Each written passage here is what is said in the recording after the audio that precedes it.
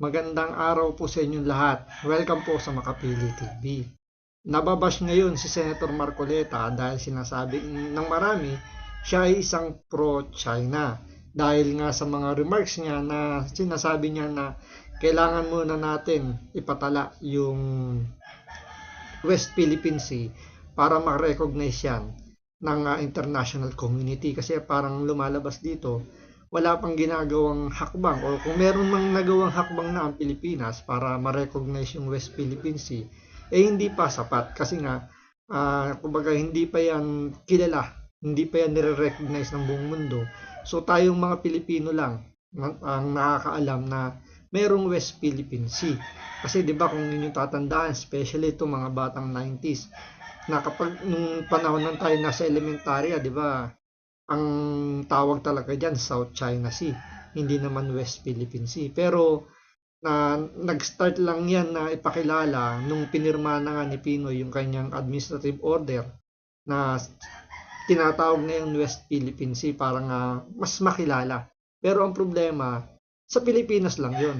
Pagdating sa international community, hindi nila alam yung tinatawag nating West Philippine Sea. Kaya dito, ipaliliwanag dito ng mas maigi para mas maintindihan din natin kung bakit yung hugot dito ni Marcoleta ay parang pumapabor sa China para sabihin pro-China siya. Pero ang totoo niyan, pinaliliwanag lang ni Senator Marcoleta na kaya hindi tayo makapag-claim ng maayos. Hindi natin kumbaga kulang yung ating depensa dahil wala talagang nakatalang West Philippine Sea pagdating sa international community. So ito panoorin po natin para mas maliwanagan tayo. Pero syempre, bago lahat, kung hindi ka pa nakasubscribe sa Makapili TV, baka naman pwedeng pakipindot po muna yung subscribe button. At the same time, palike na rin po ng video, wala naman pong bayad dyan. Kaya pindot na. So ito panoorin po natin. Ang laki po ng kontrobersya ng sabihin ni Congressman Rodante Marcoleta na wala naman talagang West Philippine Sea. Ito po ang binitawan niya mga kataga. Yun lang kasi, napaka-emotional na issue ang mga pangyayari sa South China Sea at sa West Philippine Sea. Kaya't minsan, nadadala ang marami sa emosyon at sa mga kataga. So, ano ba talaga ang totoo? Ito po. Sa sinabi ni Marcoleta, may bahagi po na totoo, particular po itong bahaging ito. Ang West Philippine Sea is a creation by it's a creation by us. Ang West Philippine Sea, yun po ang area claimed natin as EEZ. Noong 16th century, tinawag po ito ng mga Portuges na China Sea o Mar de China dahil ito ang dagat papunta po ng China. Sa mga Chinese naman, ito naman ang South Sea dahil po nandun siya sa south ng China. Sa Vietnam naman, ito po ang East Sea dahil siya naman ay nasa silangan ng Vietnam. Noong mga 1930s, sinulang tawagin itong South China Sea sa mga mapa para maiba sa East China Sea na nandun naman po sa hilaga ng Taiwan.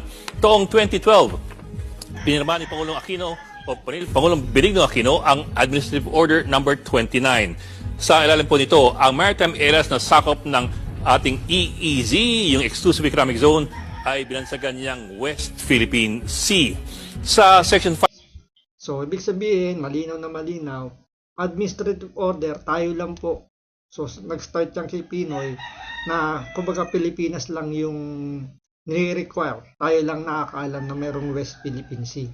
So, within Philippine territory lang po ang nakakaalam yan. So, yung international community, yung mga kapitbahay natin bansa, hindi nila alam yan yung West Philippine Sea. So, ipakikilala pa lang natin, pero hindi pa yan yung, kumbaga, yung pinaka-final para malamang merong West Philippine Sea. Kasi yan administrative order only in the Philippines lang para sa mga Pilipino lamang. Sa Section 5 ng AO, inuutusan ng lahat ng departamento at ahensya ng gobyerno na gamitin ang mga katagang West Philippine Sea. Pati ang NAMRIA, yung National Mapping Agency ng Pilipinas, inutusang baguhin ang pangalan ng dagat na sakop ng ating EEZ.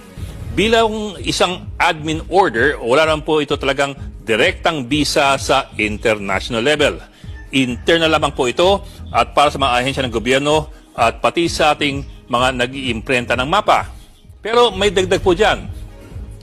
Sa Section 4, nakalagay na at the appropriate time, inaatasan ng DFA na isumite po itong AO29 at ang bagong mapa ng Pilipinas sa UN at sa mga international bodies. Ang malamang na pakay ay para ipakilala sa international community itong bagong pangalan at baka balang araw ay maging internationally recognized. So, sino So inutusan yung DFA para mag-file sa UN para in the future makilala yung West Philippine Sea. So ibig sabihin hindi talaga kilala yung West Philippine Sea pagdating sa international community like yung UN, itong International Hydrographic Organization, hindi nila alam yan. So ibig sabihin nag-file pa lang tayo yung Pilipinas ng petition or ng parang nag-a-apply pa lang yung Pilipinas para i-recognize yung West Philippine Sea. So hindi pa yan yung talagang kumbaga tinanggap pa lang nila yung application natin pero hindi pa yan pinag-uusapan, hindi pa talaga naisusulat. Nandyan lang sa application pero hindi pa aprobado. Kaya yung West Philippine Sea sa international community, wala pa po. Sa Pilipinas lang po merong West Philippine Sea. So, sino bang in charge sa mga pangalan ng karagatan? Ang mabilisang sagot, ito po yung IHO, ang International Hydrographic Organization. Medyo mahaba. At sari-saring UN agencies. Mahaba rin po ito. Gaya po ng UN Permanent Commission on Geographical Names at UN Group of Experts on Geographical Names. Yun lang, hindi po madali ang palit pangalan. Taong 1932, unang naglabas ang International Hydrographic Organization ng opisyal na listahan ng mga pangalan. Pero taong 1953, huling naglabas ang grupo ng edisyon na tinatawag na Limits of Oceans and Seas para pong official atlas ng international community. So, bakit ganun? Dahil gaya ng inaasahan, maselang issue ang pagpapangalan lalo na po kung maraming country claimants sa isang lugar o sa isang karagatan.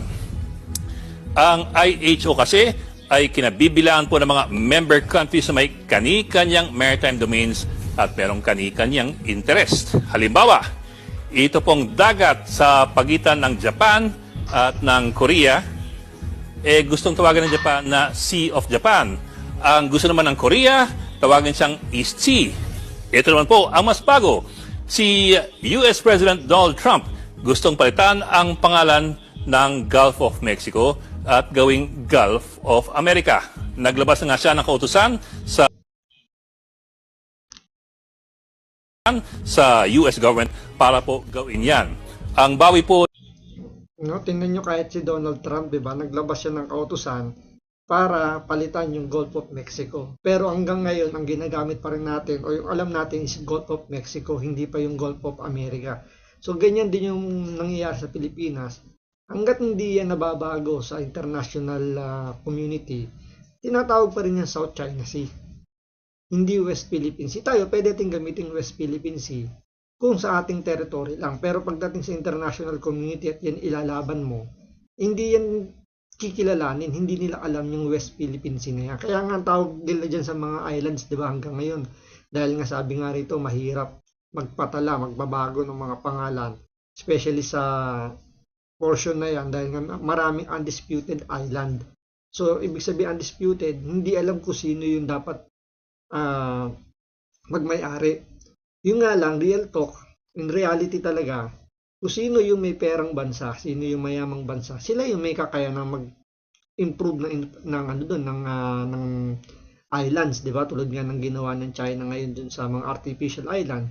Sila yung may pere. So, napagawa nila yung islands na yun. Tayo, di ba? Kung isipin nyo, yung barko ng Sierra Madre, di ba? Kinakalawang na doon, hindi natin mapagawa kasi nga walang budget eh. So, hanggang doon lang tayo sa maglagay lang tayo ng parang tanda lang na hanggang doon teritoryo natin. Yung ibang bansa like Vietnam, Malaysia, di ba? Ganoon din ang ginagawa nila. Naglalagay sila ng infrastructure nila doon sa mga islands para masabing kanila yon. Pero hindi sila sinisita ng UN kasi nga undisputed island yan. So hanggat hindi yan naayos, walang pwedeng labo-labo pa rin. kahit sino pwedeng maglagay doon as long as meron kang panggawa ng mga infrastructure. So kung ang Pilipinas nakapagpagawa ng Kalayaan Islands, wala naman nagawa yung China, di ba? Kahit anong gawin nila, hindi nila mapaalis yung Pilipinas doon. Lalo na yung Sierra Madre, yung barko doon. Kahit na kinakalawang na yun, dahil nga naisubsub doon yung barko, hindi naman magawang sakupin ng China. So yun yung pinakaano lang doon na kaya magulong-magulo pa rin yung pag-claim ng Pilipinas pagdating dyan sa portion na yan, gawa ng unang-una, hindi nakatala. Wala sa international community. Pangalawa, wala tayong budget para pagandahin yung mga islands na yun. Kaya, ang pinakaano talaga dyan, wala tayong magagawa kundi makipag-usap lang sa China para magkaroon ng maayos na communication kung paano hahatiin yung itong South China Sea, di ba? So, hindi porket pumabor lang sa China yung komento natin is pro-China lang. Kumbaga ito yung sinasabi lang na realidad na talagang magulo at kailangan ng maayos na communication para ma-resolve yung problema na yan. Kesa naman yung ginagawa ni Tariela na kailangan pang gumawa ng caricature. Kumbaga kung hindi nyo kayang labanan ng legal na proseso, ginagawa ni Tariela, binabastos na lang yung China para makabawi. So, yun ang maling-mali kasi nga, official siya ng gobyerno, dapat sila yung nagbibigay ng magandang example para maayos yung dispute dyan sa South China Sea na yan. Lalo pang pinagagugulo ni Tariela na hindi niya naiisip na marami maapektuhan once na mag-declare yung China or bigyan ng China ng sanction yung Pilipinas kung talagang gugustuhin nila. So, yun dapat ang isipin ng mga nasa gobyerno bago sila gumawa ng ganyang klaseng aksyon. So, hanggang dito lang po muna. Maraming salamat po sa panonood. Ingat po kayo lagi. God bless.